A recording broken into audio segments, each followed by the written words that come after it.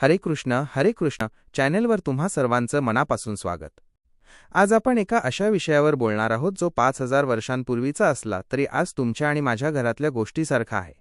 आपण आज सुरू करतोय भगवद्गीता मालिका वजा आणि त्यातला पहिला अध्याय अर्जुन विषादयोग। मित्रांनो, विषाद म्हणजे दुःख, पण हे दुःख कसलं आहे? हे दुःख आहे एका कन्फ्युजनचं। विचार करा, आज आपल्या आयुष्यातही असंच होतं ना?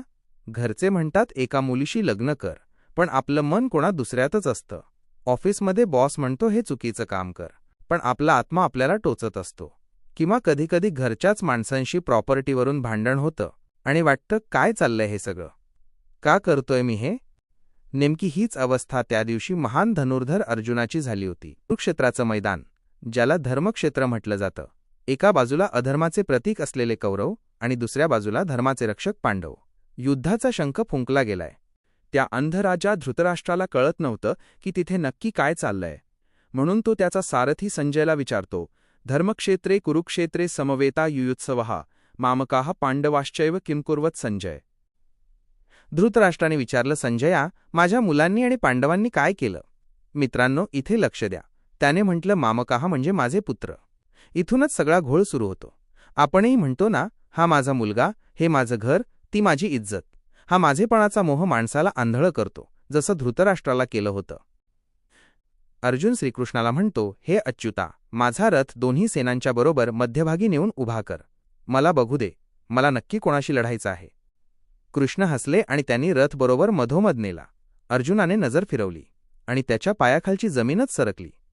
समोर कोण होतं? त्याचे लाडके भीष्म आजोबा, गुरु द्रोणाचार्य, त्याचे भाऊ, त्याचे सख्खे नातेवाईक।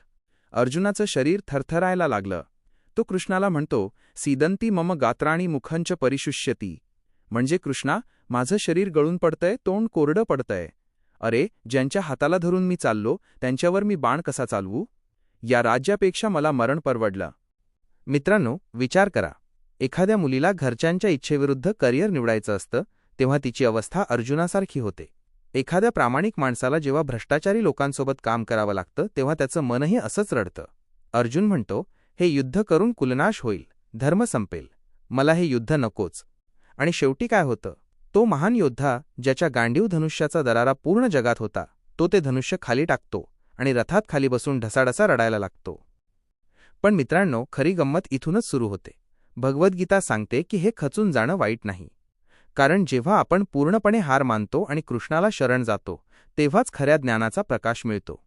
पुढच्या भागात आपण पाहणार आहोत, कृष्णाने रडणाऱ्या अर्जुनाला नेमकं काय सांगितलं, त्याने त्याला कसं उभं केलं। जर तुम्हाला हा व्हिडिओ आवडला असेल तर हरे कृष्णला सबस्क्राईब करा। कमेंटमध्ये तुमची अडचण लिहा किंवा फक्त जय श्रीकृष्ण लिहा। भेटूया पुढच्या अध्यायात। हरे कृष्ण।